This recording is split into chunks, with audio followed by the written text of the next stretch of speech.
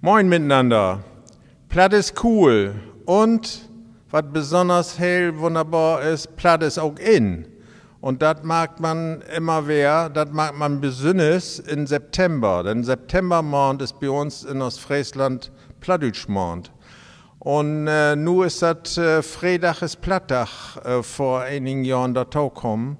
Und das ist ein wunderbares Projekt, wo die mit Postkarten Furore gemacht haben und mit vielen Aktionen auch in Schaulen und so. Und was auch heel besonders ist der Plattsounds-Wettbewerb. Seit 10 Jahren gibt es diesen Plattsounds-Wettbewerb. Und man mag, dass Junglü da gewaltig Spaß dran haben.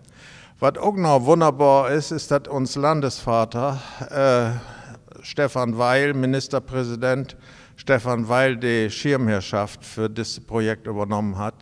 Und ich war mal vor 2 Jahren in Staatskanzlei, da hat er auch noch mit Schölers telefoniert an Schulen hier in Ostfriesland und hat für dieses Projekt wirklich enorm Stöhn gegeben.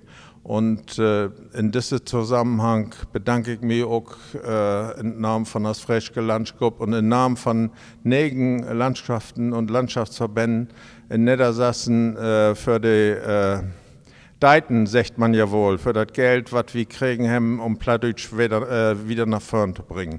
Das ist wunderbar, das ist heel wichtig und wir hoffen sehr, dass das auch so bleibt.